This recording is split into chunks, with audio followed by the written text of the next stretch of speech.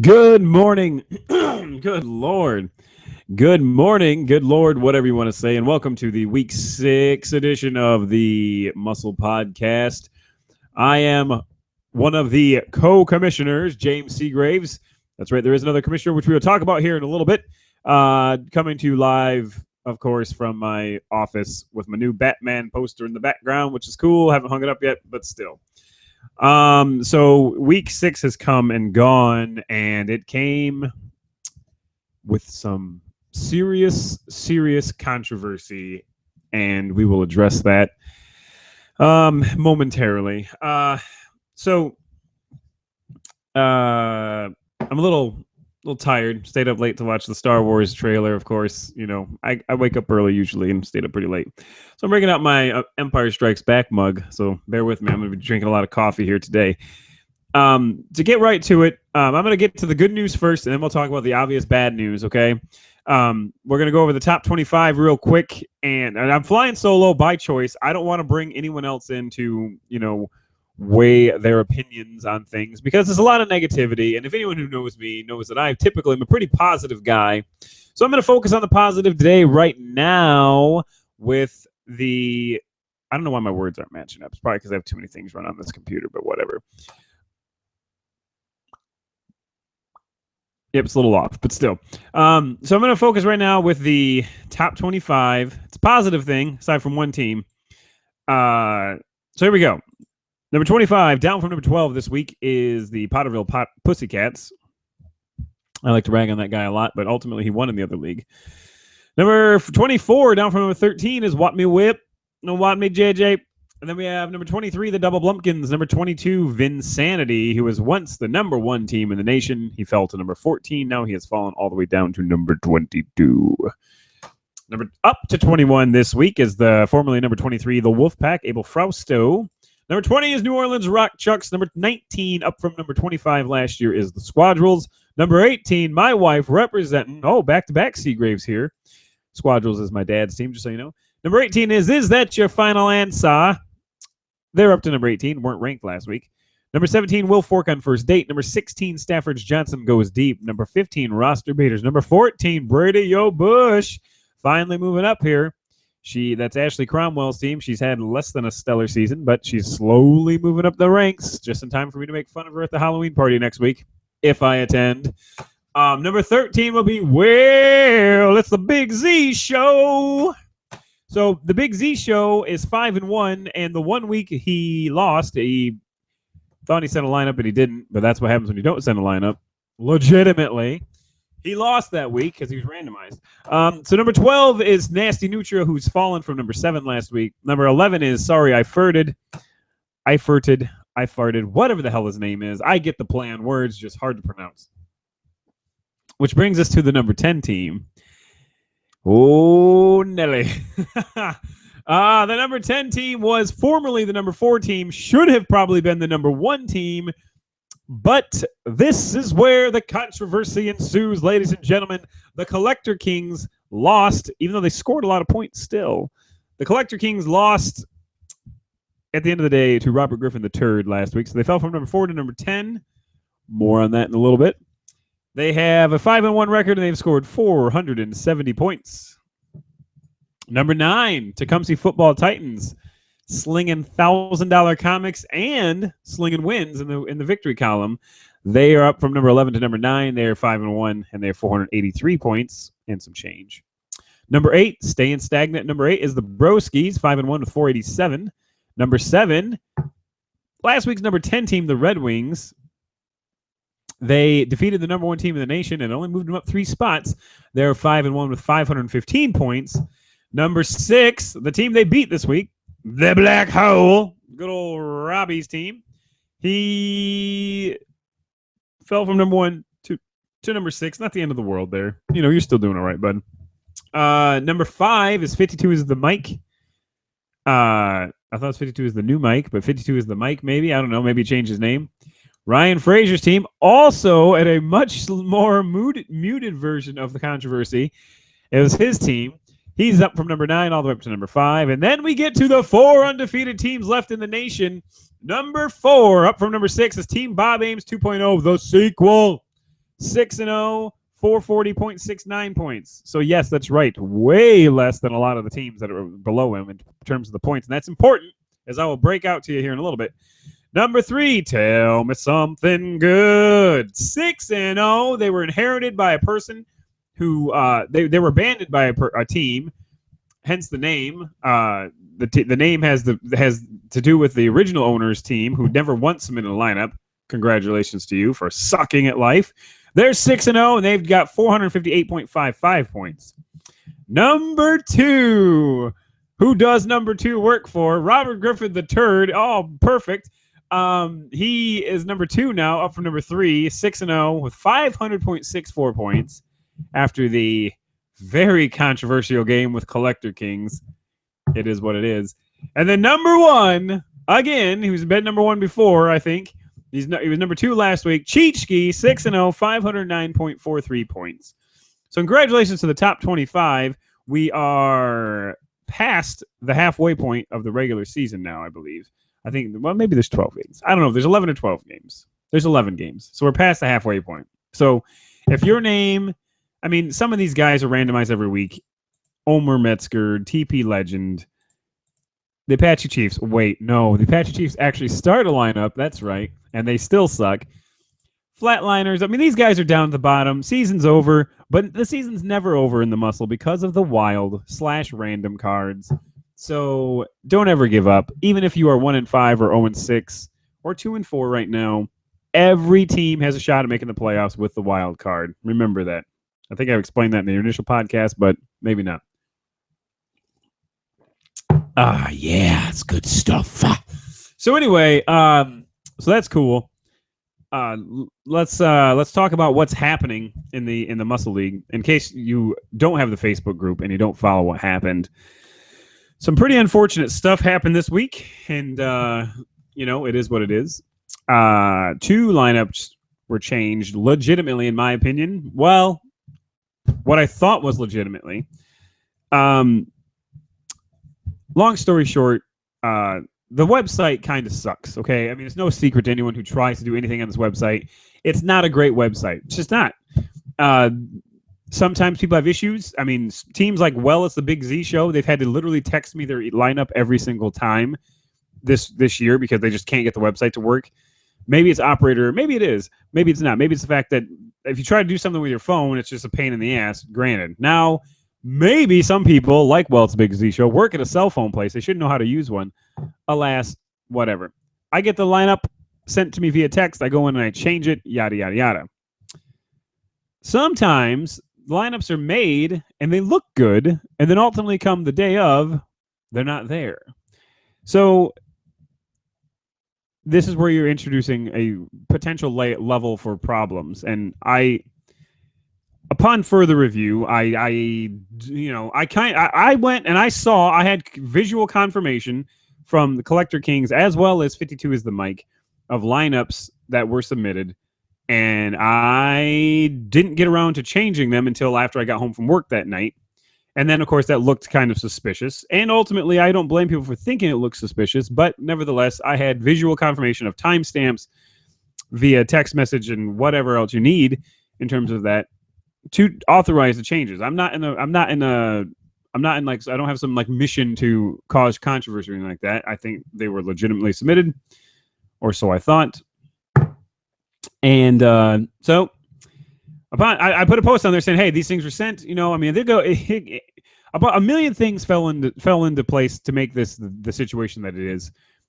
I lost my phone when I went on. I had a dinner with a friend at Applebee's, and I lost my phone that night. Not at Applebee's, not in my car, probably in the parking lot. Someone picked it up. So people had sent me text messages to a phone that I didn't have. And when I got home after working all day and had to randomize 16 fucking teams, sorry, I don't like to use the F word on these things, but I get a little upset sometimes. I got a message from Frazier saying, why is my lineup not changed? And I didn't realize that he sent me a message because it was on the phone that I didn't have. So I had to do some finagling to be able to get my text messages from my other phone because ATT has stellar technology. And yeah, they were legit. So I changed them, and then I made a comment about it, and then the whole fucking world exploded. You know, I mean, it's like, you know, line 2 people up on the line of scrimmage and have 10 people against you. Nobody bats an eye, but you change a lineup, the whole world goes crazy. So, yeah, so people flipped out. And then I got a call from Richard. For those of you who don't know, Richard is the other commissioner that, you know, basically knows people. And he was on the first podcast. Haven't seen him since. I don't know if he knows how to use Google+. No offense, Richard, but that's why he hasn't been a guest. Plus, he sleeps a lot. He works weird hours. It's like, oh, people are in an uproar. People are in an uproar. I was like, what people are in an uproar, man? It's whatever, dude. It is what it is. And I was under the impression, when we originally shot the first podcast, and hey, you know,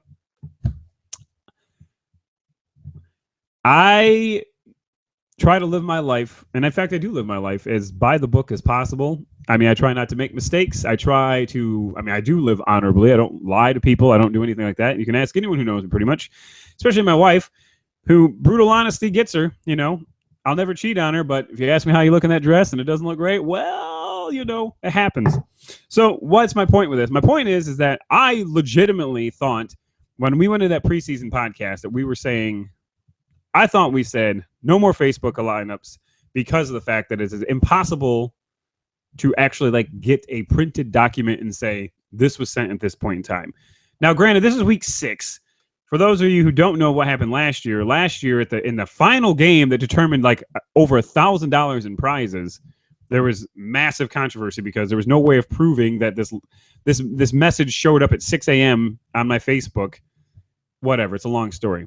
So that's why we went into this year trying to, you know, avoid this from happening. And initially going in that podcast, we're like, okay, no more Facebook messages, yada, yada, yada. And then it kind of transitioned mid-podcast, by the way, to basically not allowing any text message or anything like that. And to be perfectly blunt with you, had I remembered that, this would not have been the issue it was. I legitimately thought, and I sent several text messages to Richard that, you know, Monday night, or maybe a Sunday night. Yeah, last night was Monday night. Legitimately sent messages to him saying, watch the podcast, bro. It says clear as day that text messages are allowed, Facebook messages are allowed. And of course, like anyone who's told to do something, especially when you think you're right, he went and watched a podcast, and sure enough, it is not said in the podcast. So ultimately, even though it kills me to do this, because I hate to admit that I'm wrong, but you know what? I'm man enough to admit when I'm wrong, and it clearly does say in there. I mean, it's not, I shouldn't say clearly. It's kind of like a transitionary statement, to be honest with you. But at the end of the day, text messages, I mean, we are not responsible for them. So, and it got a little heated, both on the phone, not too much on the phone, but a little bit on the phone, because, you know, like people who might not know me might think that I have like some type of agenda. I don't know who these people are. Like last year, I've still to this day, I've never met Brian Carey, who is the person on the other end of the Eric Perez controversy. And to this day, I've never met Danny Lane, who's on the end of this Collector Kings controversy. So it's not about who you know. It's about standing up for what you believe in and what you feel is right. And in this case, I legitimately thought that the text messages were allowed, and I will totally own up to it not being the case. So, and the reason this comes into play is because of the fact that people are like, what the hell's going on here? People have 0 points up until 7 o'clock. Then all of a sudden, boom, they hit. And I did a pretty intense Monday morning report yesterday that was never published, because after I did it, I'm like, I don't want people to see me like this, because I was a little heated. So now I will do the backstory on to what's going on with the randomizer here. The randomizer is designed to prevent people from, you know, just not having a lineup and giving people automatic wins. It comes heavily into play, especially later in the year. If you need someone to lose and they have a randomizer, or they're going up against a team with no lineup, it's unfair to you. Okay. So back in the day, I used to work for Sprint, where I basically had every Sunday off because I cashed in my vacation strategically.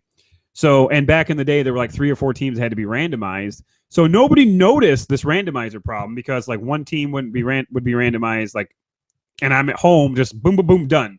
Nobody noticed the randomizer. Okay. But then I took a job at AT&T, which I'm very happy with, by the way. But I'm not happy about having to work on Sundays, which, of course, Ryan Allen, if you're watching this, you warned me about. But I'm one employee away now from not having to work Sundays again, thank God. Anyway, as it stands right now, I do have to work Sundays. So the first couple of weeks weren't a big deal because on the sales floor, I can do the randomizer, boom, boom, boom from a computer, from my phone, whatever. And nobody noticed because at like 1:10, all the randomizers done. But lately, 16 and 20 randomizers have had to be done. Okay, the last 2 weeks. And guess what? I make money at my job. I don't make money at this. So I don't have time to do the randomizers when I'm at work. So the scores sit at 0 until I get home. And then I do the randomizer, which takes over an hour to do, by the way, with that many teams. So all of a sudden, it's like, boom, teams are scoring, boom, boom, boom, boom, boom. And of course, sometimes it doesn't look great when you already know how the games have. I mean, what kind of games the players have, and then boom, they get plugged in. But nevertheless, it's called a randomizer for a reason, okay? You don't know. Whoever goes from position 10 through 32 gets pulled. Now, the Collector Kings was a different story. Someone's like, how the hell did this happen? The Collector Kings legitimately submitted a lineup that didn't show up and was changed because of we already talked about that. So anyway, what's happening now is I had a conversation with Richard, who is the co-commissioner, and Rod, who's just a dear old chap, and we've basically come to the conclusion that effective immediately, I am relinquishing myself from the randomizer role, which is fine by me, because Richard sits at home on Sundays. He watches football with his hand in his pants, probably. Probably, maybe. I wouldn't blame him. I would. So one hand is in his pants, and one hand's going to be doing the randomizers from now on. So if you have any issues with the randomizers, you're taking up to the wrong person at this point. Now, the problem is that, as I said before, the site sucks in a way, but it's the only site we have, so we have to deal with it. And with these London games, it's going to be a shitstorm, again, I guarantee you. But I am 100% removing myself from randomizing capabilities. I'm removing myself from any lineup changes whatsoever. I'm removing myself from everyone just because, frankly, I'm too busy and I'm just done with the headache. So I'm not bitter about this at all. I think it's a great opportunity to relinquish some control because I do a lot of work on this thing. But I think it's time that if he's sitting at home, he should be doing these things. And I think he agrees, even though I haven't had this conversation directly. I'm having it with you now if you actually watch these podcasts, Richard. So yeah, effective next week. There hopefully shouldn't be zeros at 7 o'clock that all of a sudden get popped in because Richard's in charge of that. Random.org is the website we go to. We type in number 10 through 32. And the only stipulation here is that the randomizer cannot start someone who's on a bye, okay? And luckily, it says clear as day, bye week 6, bye week 7, whatever. It can start someone who's injured. It can start someone who has been benched. That is perfectly fair game because we are not responsible for knowing who's hurt and who's not hurt. It's just way easier for us, especially when you have to do 16 of them. So there's that. So that's where that is. And I apologize to, Ryan Frazier, your team didn't even get hurt by it. It actually hurt you to do the substitution that you had put in. But nevertheless, that shouldn't make a difference. Ultimately, when I look back, the text message should not have been allowed. So that's that. And then it's called Danny Lane, man. Like I said, I tried, and ultimately, I think what happened for the best. I know it sucks for you, but ultimately it happened. So my suggestion is just to be safe. If you have any question whatsoever with your lineup at all, send it to me. Text it to me, 517-879-7804 or 517-748-3344 for the next week until I get my other phone back. Send it to Richard, which is 206-6942, I think. Maybe. I don't know. What is this? I'm getting text messages galore right now. I am working with 4 people right now, and none of them have ever seen Star Wars. Oh, my God. I feel bad for this man. I'm going to get Richard Perez's number. I know he wouldn't post on the site, but I'm putting it on here because of the fact that I think it's needed. 517-206-9642. Don't prank the kid. He struggles enough. Not really. I love you, Richard. So yeah, that's that. So there we go. That's that. Address that. The top 25 has been addressed. Now I'm going to look at the schedule for next week.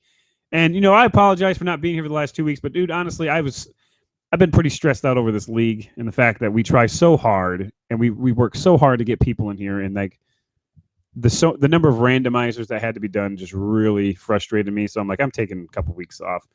So there we go. Oh my God, that coffee's getting cold. All right, so next week at games to watch for the 0-6 Apache Chiefs taking on Brady O. Bush, number 14. That'll be a good one just because it's playing right into the Monahan Halloween party, and that is Cousin Kale versus Ashley Cromwell. So that'll be good. Wally taking on Tell Me Something Good, number 3. That's pretty interesting. This is not prepared the way it normally is, by the way. We have the number 20 team, New Orleans Rock Chucks, taking on the number 24 teams, Wap Me Whip, Wap Me JJ. We have, let's see here. Sorry for the dead air. Vic in a Box taking on DeWyans. Those are 2 perennial playoff teams. They're both unranked right now, but it's still worth doing. Number 18, Is That Your Final Answer? She's going up against the Black Hole. I forget Rob's last name. Bradley, I think. So number 6 versus number 18. That's a good one. Cheechki